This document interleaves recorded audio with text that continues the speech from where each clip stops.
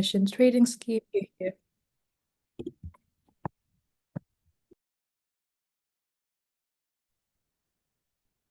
Cool. Can I be heard? Yes. Great.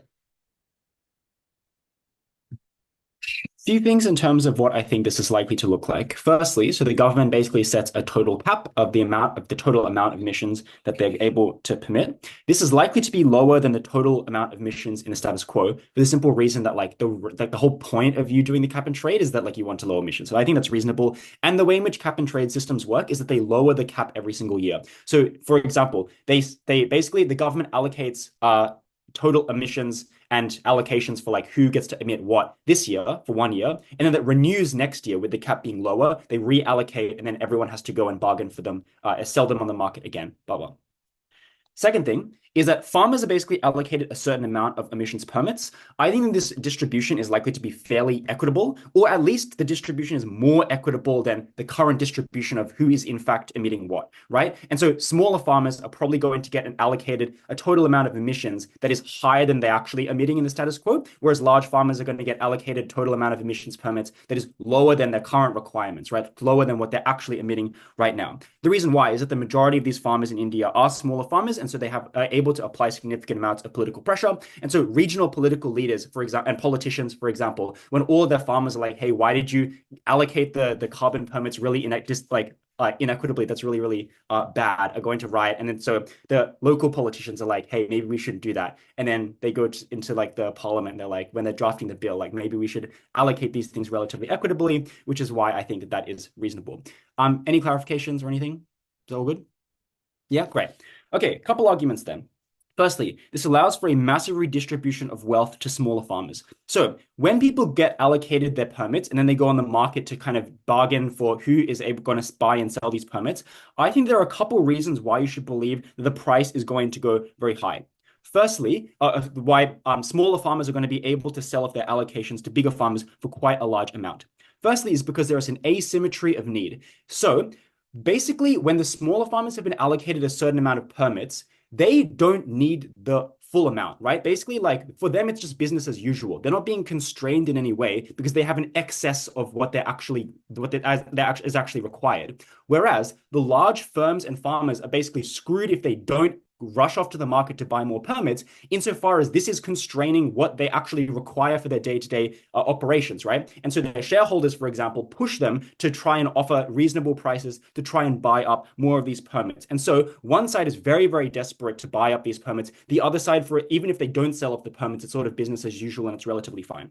Secondly, as supply decreases, that is, more and more larger firms buy up these permits, there's no way to increase supply to match the demand. And so these larger firms become increasingly desperate to pay the big bucks to buy these permits. The smaller firms and farmers get significantly more leverage because they know that they are the only ones left in the market that actually have permits left to sell. But thirdly, insofar as the government lowers the cap every single year, it means that it even just pushes up the leverage of the smaller farmers who have more and more of the share of who basically own a dwindling who own like access to a dwindling pool of permits in the market, which means that smaller farmers are going to be able to sell off these allocations to larger farmers for quite a lot of money. Before I go into why that's important, sure, CEO. If these smaller farmers are so politically important that you can just hand wave away that they'll get the best policy ever, why are they poor? Why didn't the government just throw all their money at them? Oh, so I'm not saying that they're going to get like, it's not going to be like, everyone's going to hold hands and sing Kumbaya. All I'm going to say, all we need to prove is that the distribution of allocations is comparatively more equitable than the distribution of like the amount that people actually emit in the status quo. And so that there is going to be some buying and selling, some necessity for buying and selling. That's all I need to say. But also just like, I actually do think that like farmers in India oftentimes are a very politically important group. Like when they go out to protest, they are able to like unilaterally change government policy. So like, I think that they do actually genuinely have strength in numbers. Onto the impacting then. Would this allow smaller farmers to uniquely invest and grow? Firstly, I think it's reasonable that these people are probably not going to sell 100% of their allocations. So if they need a little bit to do a little bit of emissions to grow, like they still have a little bit of leeway to do that, right? So like maybe they buy a few new tractors or something to make their processes more efficient. They're probably going to keep a little bit of their allocations in order to be able to do that. But secondly, there's a lot of stuff that don't require you emitting more in order for you to grow and be a better farmer. It looks like things like being able to afford more efficient seeds or changing your irrigation, for example, to have a higher yield overall, right? Or to have higher quality produce. It looks like things like hiring expertise, actually being able to pay for people that are going to be able to optimize your agricultural strategy, or really critically, protecting yourself against natural disasters, being able to do things like hedge for drought and floods, which means that you're able to actually buy these things that are going to protect you, or for example, afford like insurance if something goes wrong, which doesn't require you emitting more. You just need to have more money, which you're going to uniquely get because you can sell your allocations to the bigger farmers. This is incredibly important because number one, smaller farmers get more money. I think that they tend to be pretty poor. So that's pretty good, and that's a lot of people. But secondly, there's more genuine competition in the market at the point in which there's more viable agricultural production, right? So like it's not just a few of the big farmers that are able to kind of set the prices in the market. You actually are able to uplift the poorer farmers, which means that they're going to be viable competitive forces in the agricultural market. Second argument, obviously this is better for the environment, lol. Two reasons why this is the case. Firstly, this sets a hard cap on emissions, like definitionally, right? Like that's pretty good. For the reasons that I already gave, it's likely to be lower than the status quo emissions, which is like already kind of a big win. But at the very least, even if you don't believe that, it just means that emissions can't go any higher, which is like also pretty good. But secondly, and I think importantly, in the long term, big farmers are incentivized to transition to green practices more quickly. Why is it the case? Firstly, because if you believe the analysis from my first argument, it becomes unsustainably expensive to indefinitely buy more and more carbon emissions from other farmers. And at some point, maybe not instantly, but at least in the next 5 years, this is going to outweigh the cost of transition, which incentivizes these large farms to become more green. But secondly, insofar as the cap lowers over time, they know that the cap lowers year on year, they're running out of time, and so they need to kind of have this green transition quickly, which means that they do things like shift to clean energy. They use more bioethanol and biofuels rather than fossil fuels, which is pretty good. Two things on impacting. Firstly, this is good for climate change. India is literally a country of like 1 billion plus people. There's lots and lots of agriculture going on. It's like 70% of their economy. So this is genuinely a massive change. But secondly, it's good for other miscellaneous environmental things like air pollution, which is genuinely a massive problem in India. I think that's a very, very good thing. Very simple case, but I think we win. Proud to be OG. We thank that speaker for that very fine speech. I now invite the Leader of Opposition to commence the case for op and chair here. Am I audible? Yes. Okay. Michelle, could you please check your DMs before I start?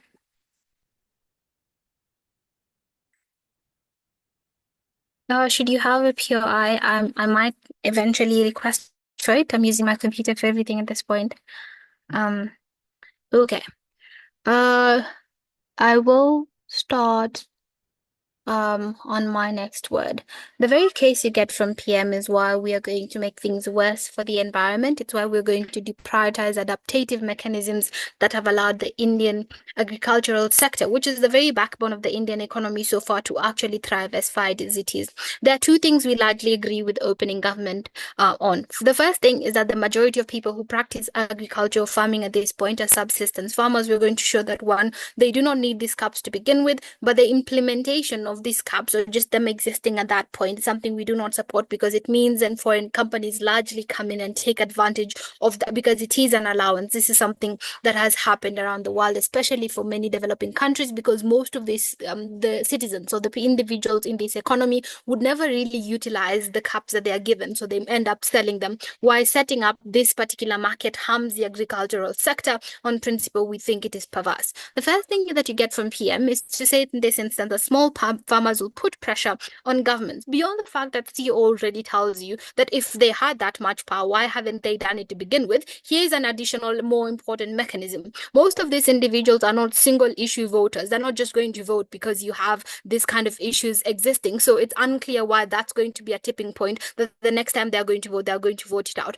But most importantly, here we say they have far more bigger issues at that point to contend with. The third thing under this is to say that for the most part, these farmers have been depending on the government so far to implement things such as better ways of irrigation schemes and whatnot to make that happen. We do think that the establishment of these markets is going to create a shift that is far undesirable for them, that's going to harm them significantly more. The other thing that opening government tells you is that, well, they can't sell the remaining portion of their caps that they've not utilized and use that money to actually acquire the tools they need for farming. We do see a number of things under this. The first is that this is actually going to incentivize more and more companies to come into India, something that is really, really bad, especially because India so far is trying to become some sort of global powerhouse or economic trying to establish some economic dominance at that point in time. The first argument from opening opposition is on why this is something we do not support on the grounds that it's far worse for food security and the future of agriculture in India. We say a number of things under this. The first thing to note is that while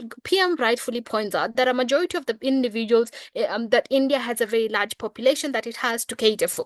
The second thing is the wave of food insecurity that is happening around the world. Some things that have incentivized even the billionaires of this world to opt into food production. We do see a number of this. Insofar as opening government cannot prove to you why this market means that you get agriculture to grow significantly more, why you get to actually mitigate climate change impacts and implications, we do not think it stands. We think in this instance it does a number of things. Two things. The first is that it deprioritizes adaptative schemes that have already been in existence. Because what you have so far in India is that the government has consistently put more and more money into maybe trying to help farmers adapt more.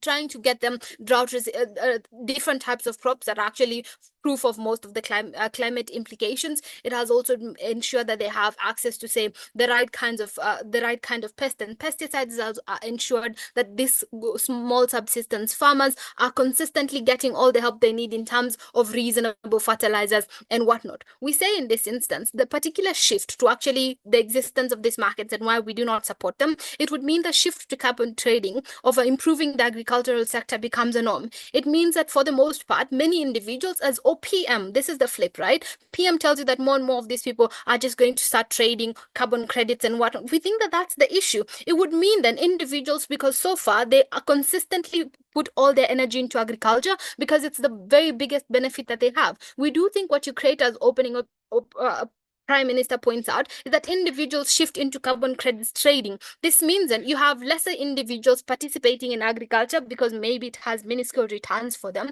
This means that you worsen the state of food insecurity that is something that is already existence. One, but two, you actually put the danger of India, you put the future of India's population in danger because you consistently cannot create the amount of food that they probably need to sustain that kind of economy. We say on that point of food insecurity alone, we think it's principally important to prioritize that. I think the second thing that you probably talk about here is the fight for climate change it's not just an attempt to prevent future harms, it's also an attempt to reverse the harms that have already been done on individuals or on the more important aspects of their existence. We say in this instance, because we can all agree as a house that the backbone of India's economy is agriculture, we do think that it's a matter of focusing on how climate change has consistently affected that, and if opposition has to defend a world where India completely stops up the emission of carbons, if it's something that is feasible in this debate, then we are more than happy to defend that if it means that the competitive advantage of India, which is the agricultural production, the safeguarding of their futures, is something that is prioritized. We think in this instance, it's principally perverse then for you to consistently trade and incentivize more and more companies to pour into your country, setting up more and more industries, which leads to a number of things. One, it could even lead to the pollution of the very water schemes that people are already utilizing for agriculture. It would probably mean you have far more acidic soils that people cannot farm on. What you do in this instance, you probably end up creating a dependency that just doesn't work for the citizens of India at this point in time. I'll take up your eye before I proceed. Yeah, so you say that farmers can do stuff like get better fertilizer, but if they don't have money, how do they get the fertilizer? Yeah, that is something the government is already doing so far. The government has consistently tried to do things like subsidize the cost of fertilizers. The government has consistently ensured that they are consistently trying to protect these people. If it means actually giving them adaptative money, or if it means protecting them, as I've already mentioned at the very top of my speech. So this idea of they do not have money just doesn't work. But actually, it makes the debate far worse. If the Indian farmers are as desperate as government teams wants to float in this debate, it means then you're probably going to have more and more people just giving up on agriculture. Because if you consistently sell these caps, there isn't a guarantee that the implications of climate change will stop being felt overnight, and that farming is going to be something that works, that your souls are going to be significantly better. This actually means the POI points to the fact that if this is an alternative that we pursue as and supporting if the motion stands in this house, then you have far more worse reality for farmers in this debate. I think the last idea from opening opposition here is on why the existence of CAP and why this particular debate ensures that for a very long time you have more and different companies pouring into India to utilize the CAP systems that exist. And I think PM tells you that they are likely to be cheap. We agree with this. This means that you have many international companies coming into India to set up industries. These industries are particularly bad for a number of reasons. One, it harms the very agriculture that is supporting the Indian people. But two, it's not something that's going to be very, very beneficial. Things like capital flight and whatnot. We think on that front alone, we protect humanity, we protect India. Proud to oppose. We thank that speaker for that very fine speech. I now invite the Deputy Prime Minister to conclude the case for opening government here.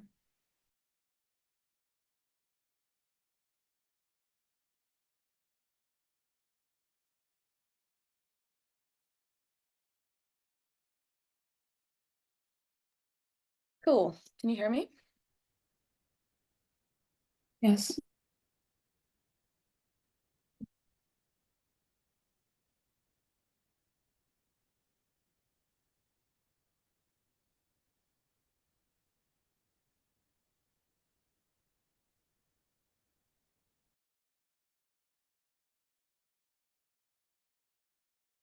Thank that speaker for that very fine speech. I now invite the Deputy Leader of Opposition to conclude the case for opening opposition here. Can you hear me? Yes. Okay. I'll take PRs in the chat, please. If you unmute, that might distract me. Let me get my time now.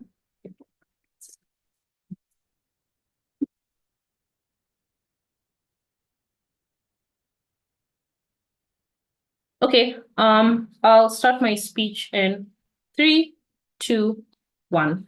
A couple of responses to what you get from opening government. The first is the assumption that you're going to be able to redistribute wealth because you have this new unique taxation scheme and it's going to be good for farmers within India. A couple of responses to this. Firstly, it's probably true that they're going to get money from these permits. That's probably something that's going to happen. But the question is what the value of this money in the long run then becomes. Because if these companies now have the ability to pollute more, meaning the water you're using for irrigation is polluted, the weather is unpredictable. So as a farmer, you just generally don't know when to farm. So you're never reaping anything. It doesn't really make sense for them to be getting all this money that OG assumes they'll be plowing into an industry that's likely to die because of this pollution. But secondly, it doesn't really change the amount of pollution anyway, because opening government already agrees that most of the farmers within India are probably subsistence farmers that don't use things like tractors, etc. So they probably weren't polluting the most anyway. So even within this equitable scheme that opening government cares about so much, if you're allowing these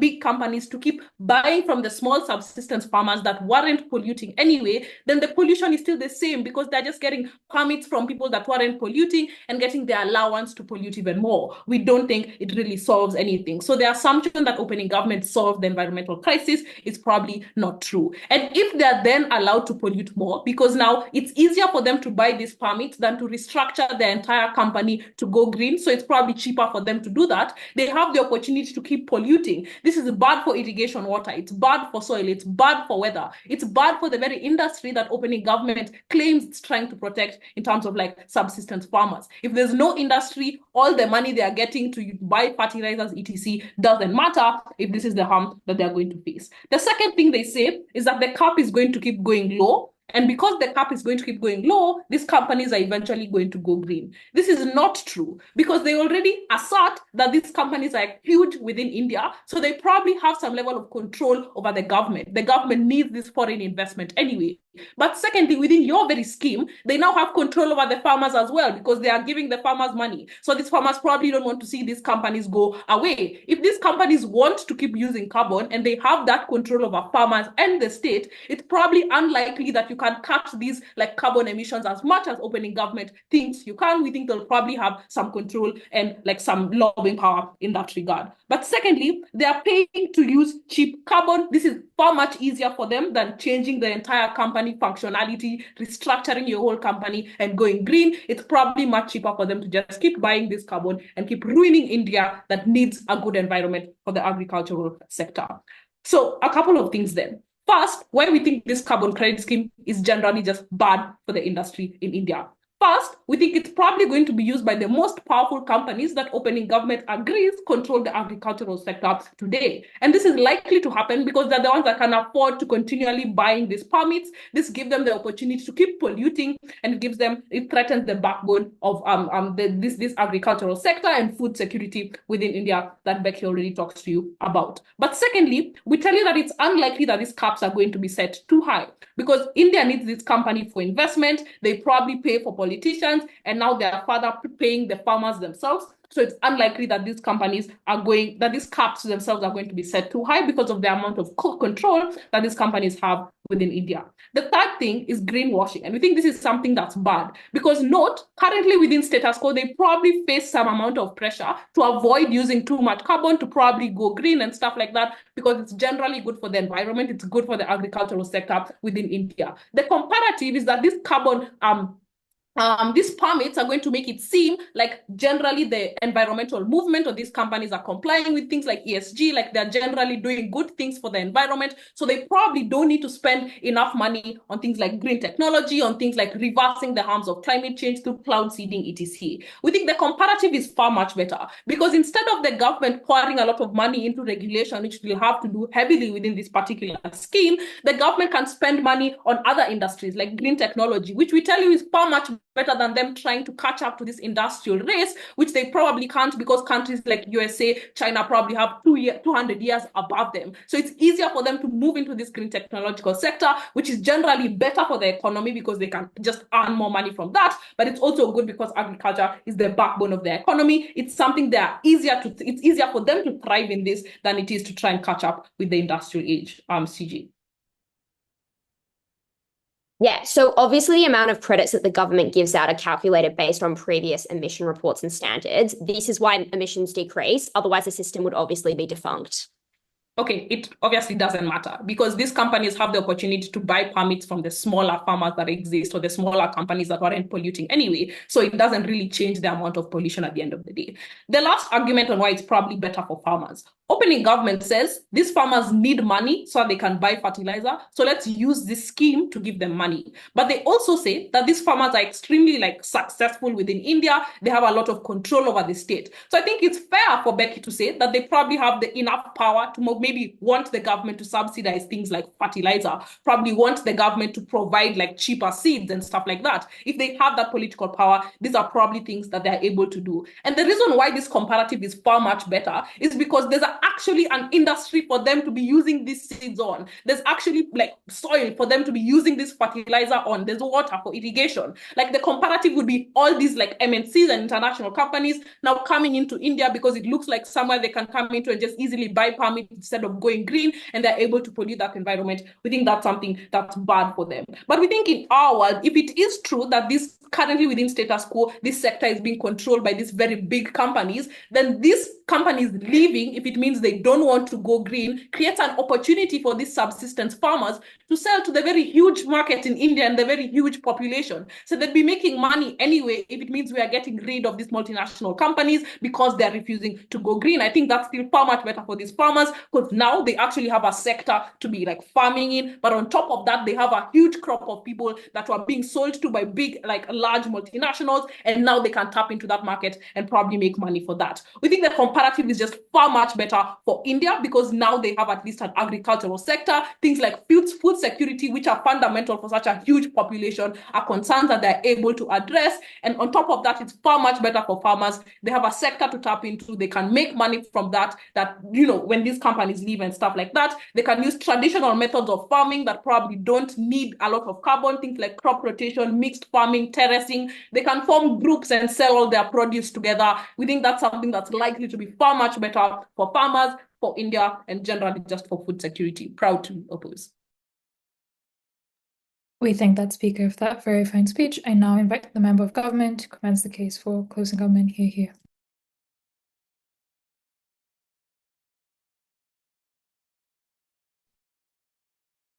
Hi, am I clearly audible? Yes. I will take opening government at least once. Before that, let me just message Amitai one thing to confirm.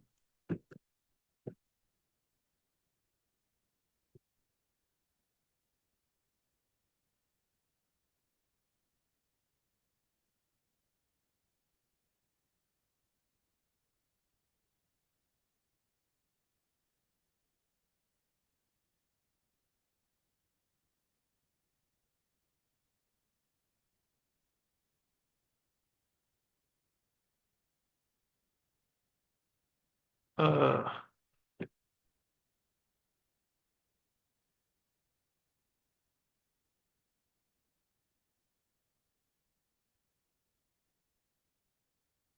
okay. All right. I will start in a few seconds. Sharia isn't stalling. I'm just incapable of spelling, so I had Yeah, to send the same text 4 times. Yeah, like bro just sent me like a text that reads SSTOFCSI. I don't know. Okay, I'm gonna start. No, I don't want to do the countdown actually. So if all the small farmers have an emission cap that is above what they are producing, then logically they are being given more capability to pollute than they had right now, which is the only way that they would have no harm to their farming, but also make money from opening government.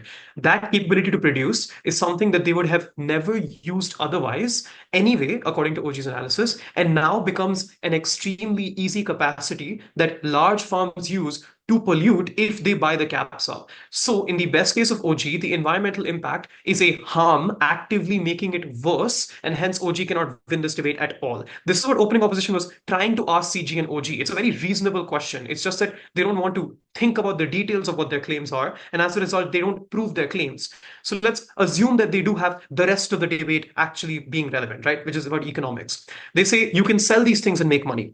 The first thing I'm going to tell you in closing opposition is how this market works. The money you are going to get for selling your carbon credits is going to be very unimportant because it will take away your fucking livelihood. You won't be able to farm anymore because what matters a lot more to you than a little bit of money is the capacity to farm, to get a tractor, to get animals. And all of this goes away on-site government. The first reason you get effectively no money is that there is a high supply of sellers in the best case of opening government because a huge amount of farmers, which are numerically so important and politically relevant that they get lots of generous permits, can now sell all of their extra capacity. So the value of this carbon credit falls immensely.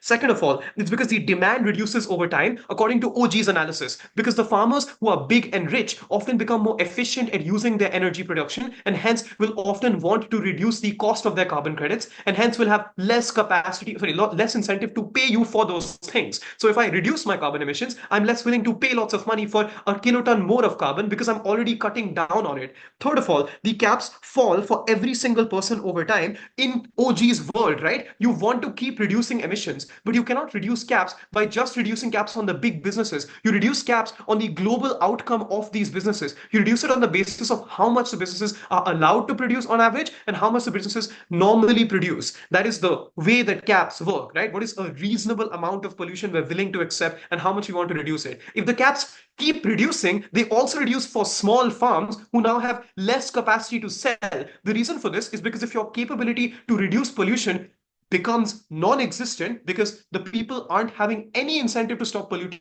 they're just selling the extra capacity, then regulators start to reduce that capacity. OG's only analysis is political lobbying, but that doesn't work for the second set of reasons. Why is it that it's very obvious the enforcement also benefits big businesses? First, because they are very good at justifying lower emissions within their own companies, because they have experts who tell you that this isn't a carbon emission, this isn't something that relates to energy production, and they can sell these things in a different way in a report that they can author. The small farmers aren't just bad at explaining their carbon emissions, they often don't know that they had to report them. They often aren't aware of what the forms they had to fill out were. They often don't know that the tax collector cannot lie to them about the fact that they could be fined for something that isn't even illegal and hence can be forced into paying bribes and more things like extraction from these people. So often they don't know how to fill the paperwork to justify their sources and hence can not just get exploited but can make mistakes that are costly and expensive for them to get through because of bureaucracy. But second of all, it's because bribes. You cannot bribe a tax collector very easily if you are poor, and that means often you get to pay a lot more things because of these permits.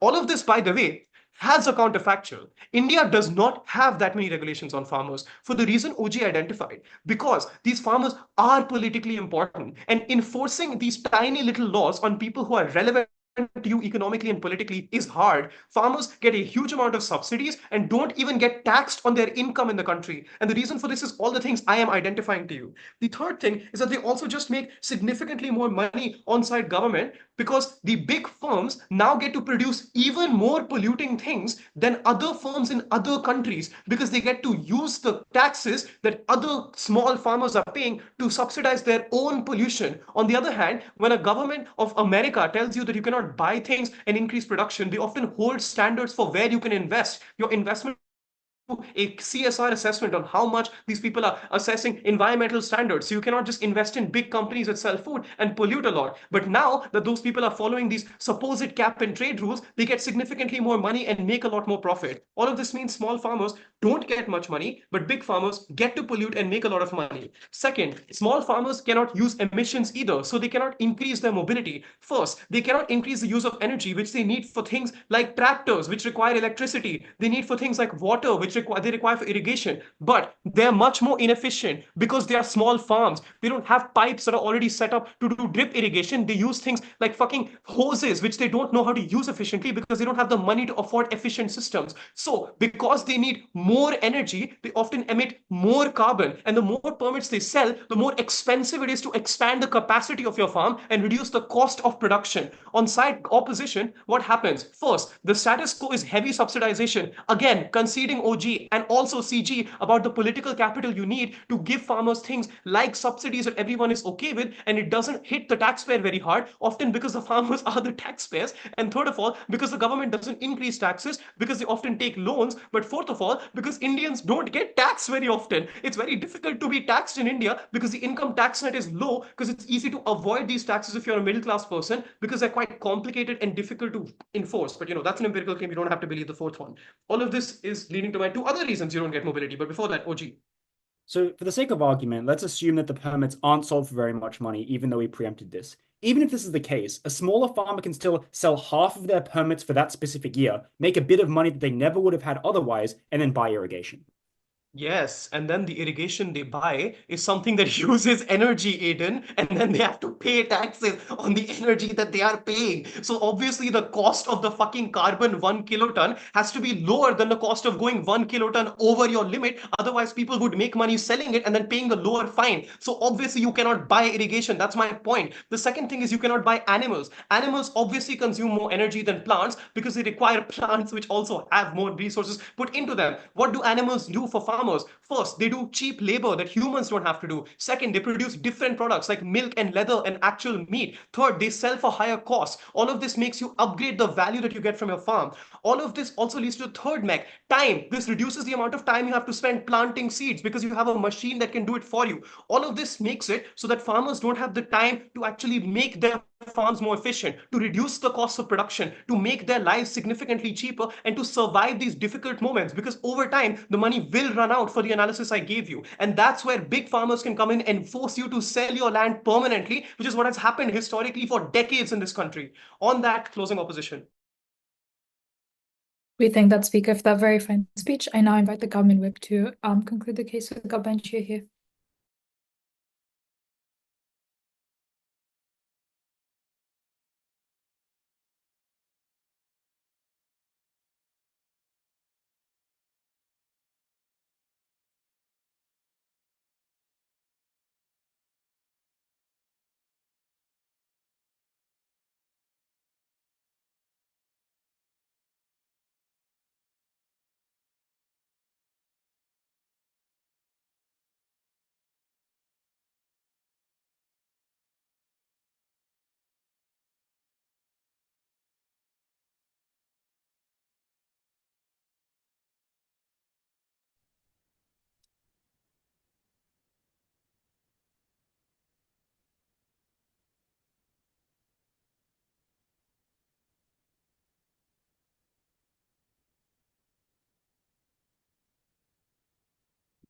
Panel, I'm going to start by talking about small farmers because it's clear that opposition wants to make this debate about them, yet they haven't provided a characterization on what the farms look like.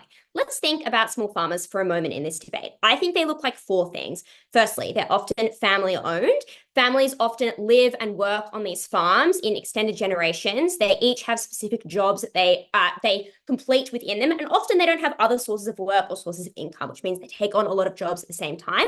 But it also means that it's often very self-fulfilling work. It means you're able to achieve it as an individual who is trained in this area. Secondly, they often don't have many forms of innovation, and that's because they have generational pathways of work, which means they understand how to do it in often historical ways, which means that they're less inclined to adopt other innovation methods, but also they exist rurally, which means they're less exposed to other forms of the innovation that opposition claims. Thirdly, they don't produce a diversity of goods, so they don't really need all of these tools opposition claims. It's confusing to me when they claim they're having 17 tractors. I just think that's honestly untrue, right? Like, these small generation family farms are generations of individuals that live and work together. They do not have 16 tractors. They do the work by hand, and they don't produce diverse goods. They produce a singular good that they do very well, and they maintain an income based off of that. That means they don't need all of these innovative resources that opposition claims in this debate. Panel, intuition pump this for a second and think about the characterization provided by opposition here. Fourthly, they often pool resources with other smaller areas, which means where they are missing these forms of innovation they claim, they can just get them by leaning on their neighbors. They often have incredibly interconnected communities because they live rurally, because they don't get much government support. These are the reasons why they are self-sufficient, and these are the reasons they don't need the innovation that opposition claims they do in this debate. But secondly, I just think it's a real big benefit to them because at least now they get the money when they're able to sell the permits, right? Like, opposition says, well, you're selling all your permits and then you get fucked. Obviously, these people have worked on the land for generations. They understand the amount of carbon that they are producing, which often isn't very much, but would just not be inclined, because it's not in their interest to sell all of these credits, which means they probably just sell the excess they have and get a marginal amount of money. But also, panel, I would encourage this opposition to just be comparative in this debate. Like, you are relying on a government scheme that is unproven, where they give financial subsidies to these farms in order to allow them to innovate. It is super unclear why the farms they care about are the ones in rural communities that don't have big innovative measures. Like, that is just preposterous to us as side closing government. That is an incredibly silly claim. Obviously, they care more about the bigger farms, which by your own characterization do all of the lobbying mechanisms that you claim in this debate.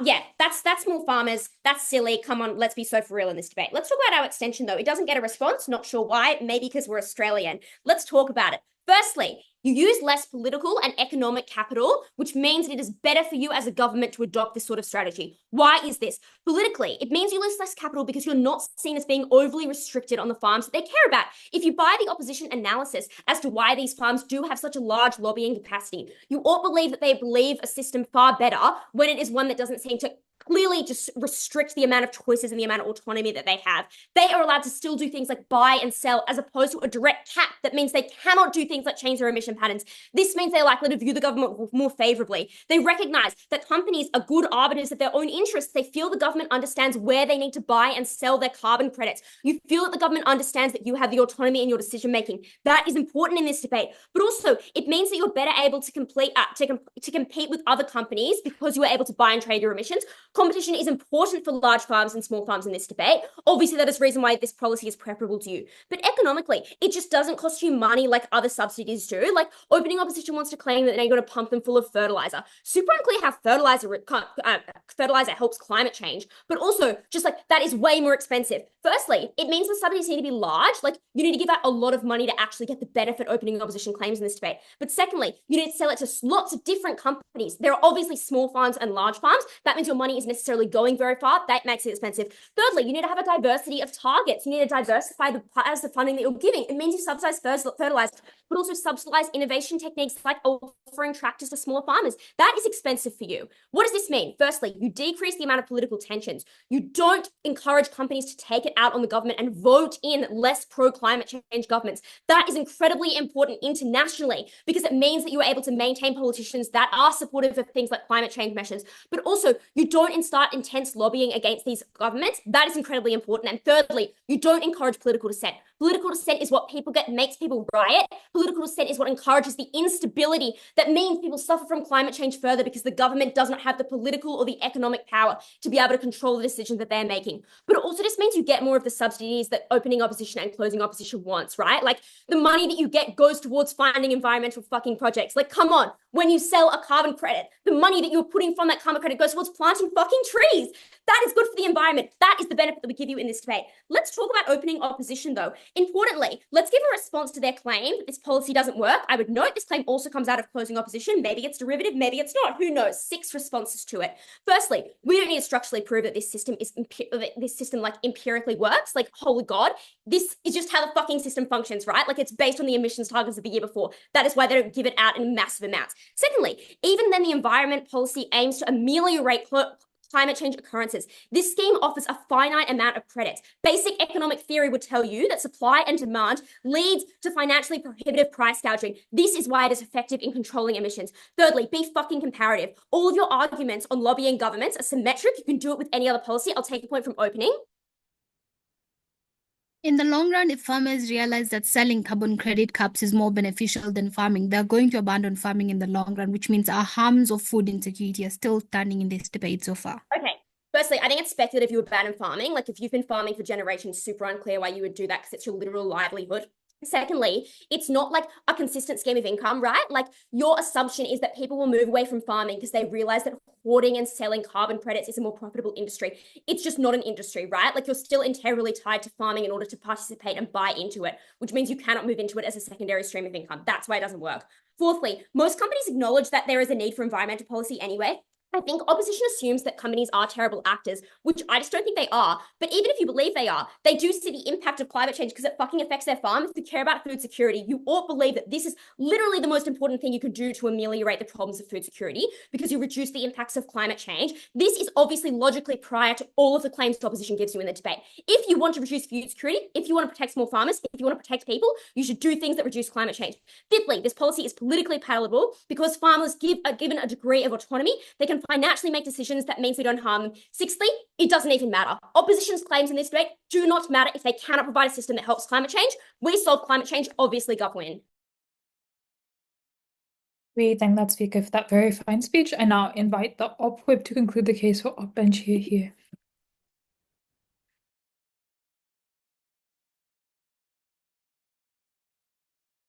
I missed whip. Yeah. Sorry, we should have done this before. Okay. I'll start my speech in 3. No, sorry. I want to record it. Hi, quickly, Amitai, do you consent to be recorded? Sorry? Yes, I do. Yeah. Okay. 3, 2, 1. 2 things in this speech. First, I'm going to clear out the environmental clash quickly, then we'll get to small businesses and how we win on them. I want to start with the environmental clash. I'm going to engage with this through rebuttal and then through weighing. First of all, I want to engage with this in rebuttal and I think GovWhip doesn't understand that the manual means that supports motions are separate from would motions and that we can contest the way that this is implemented. We'll get to that when we talk about small businesses. But our claim about OG's problem with the environmental argument was not at all about how this will be implemented. It was very simple. If OG say that more amount of carbon will be distributed than is currently available, than currently farmers use carbon up, which is their claim because they say carbon is unnecessary in farming, and CG repeats this, then that just means that they're increasing the pie more than it currently exists, which is PM's framing for what the policy wouldn't do. So it's completely unclear how they incentivize a change in corporate activity towards more irrigation technologies or whatever the fuck it is that government thinks they're incentivizing if they're simply enlarging the pie. They're, if anything, making it worse. This is important because it's damning not just to OG but for CG, who also rely on incentivization of corporations, but never bother to explain why, if they enlarge the pie, this incentivization works. The second response I want to give here, and this is probably the most important one, is just that neither government teams actually draws the link from it's harder for corporations because they have to pay for permits to what is it that corporations do? Like, yes, it's harder for corporations, but we prove to you, and for reasons that I'll get to in a second, that it's not overwhelmingly expensive for them. The amount of permits that they get is still rather big, and the amount of additional permits they can buy are cheap when they're trading with small farmers. The reason that's important is that it means they would rather just pay the cost, like they would rather just buy it from the small farmers than develop new technologies that they don't know if they will work or not. They know their current technology is profitable, so they would rather just pay the fine instead of investing in R&D that won't become profitable in the future or and possibly never, which is why they're unlikely to become good in the ways that both governments describe. They never explain that why the likely reaction of corporations is to go green. The last thing I want to do is weigh this metric out compared to small farmers in India. First, Aiden says correctly that 70% of India's economy is farming right now. It's not just the majority of economy per OG's concession, it's also the most vulnerable people. And I hate this weighing, but it's actually important in this context because for these people, they literally don't live in a major city. They're often, their family relies on the same business, so they have very little diversification, which means that in times of drought, if I don't have my farm or my revenue or my savings to rely on, I cannot afford my own well-being, which means I can genuinely starve. So these people matter most. GovWhip says, no, but it's really important because of protests. Yes, but protests happen when people don't have money. In fact, people understand themselves not having money better than the situation of the environment, which is why they protest more about that and create more policy that backlashes against the environment, encouraging more populist politicians that undermine the environmental regulations that they talk about on Gov on their side. So if anything, it actually retorts environmental regulation if you hurt the economic situation that much in the long run. Let's now talk about why it is that we win on small businesses. Look, I want to start by being incredibly clear on how our extension is very positive and not just destructive that takes out government, even though that's enough, you know. The way that it's positive is that Sharia proves to you two things. First, yet you actually need this in order to operate a business as a farmer. And they keep on telling you you don't need to expand to new niches, etc. But like, what? But you can't just say things that farmers don't have to do without explaining why the things that you concede they have to do not requiring CO2 emissions. Like what? You have to build irrigation systems. You know how you do that? By setting out copper wires on the ground. Copper wires are made in factories. They require emissions. By manufacturing machinery in order for you to be able to take the crops out of the ground. Otherwise, you can't produce in a big enough scale to sell. You know how you produce these things like tractors, exactly like Aiden says, in a factory. Thirdly, that's enough. Thirdly, Sharia just explains why animals and goods and other goods that are traded in order for you to have diversification and not rely on a specific crop that might be privy to like a drought means that you have to get animals that are that do labor for you, etc., and that they are and that they require emissions. But secondly, even if you don't think that all farmers require this technology, which you should, because otherwise the world wouldn't be in a place that emits, but even if you don't, Sharia just explained us you don't know and aren't rationally able to calculate and plan which things you want to trade off. You don't know as a farmer what emits. You don't understand the complexities of what gas is sent out into the air and what was the exact process for a cow to get there, and the fact that when they fart, that creates a hole in the ozone layer. That's not information that you get access to, which is why you're actively fined by the government. Because as government likes to say so much, their policy is going to be enforced massively in all the country, which is why you tax the small farmers when they make unaware choices about what emits the most and are unable to decide and plan accordingly, which is how OG say they will deprioritize policies that emit. This means you lose money both directly through fines and through the ability to use your to use technology that's accessible to you. Before you engage directly with OGs, you get money through credits, OG. So CEO says that if small farmers sell their permits, they can't grow, which requires emission. Not only do these farmers not need to sell 100% of their permits, but allocations also reset every year. So if you know you need to emit and grow next year, just don't sell your permits next year. But if nothing changes and you don't sell it on your side, nothing changes other than the fact that there are irrational farmers which have to like be fined by the government because they don't know about their caps, which we explained before.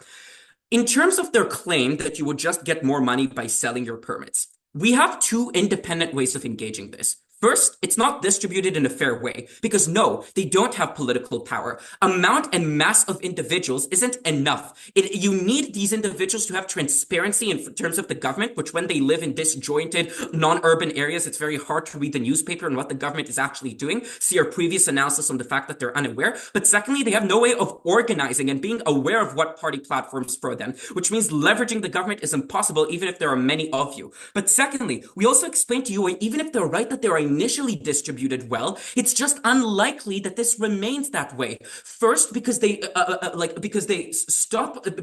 break the credits that the government allows them, which means that likely the government doesn't trust them and gives them less credits next year. But secondly, because corporations can leverage them to give them all their credits. If there are many, many small farmers and few big farming companies, even if the farming companies need the credits owned by small farmers, there are many more small farmers, which is why the prices for these credits reduce massively, so you don't actually sell them at a high rate. For those reasons, closing opposition. We thank that speaker for that very, very fine speech. I thank everyone for what was a wonderful debate. I invite all teams to virtually across the room shake hands, and please leave the breakout room.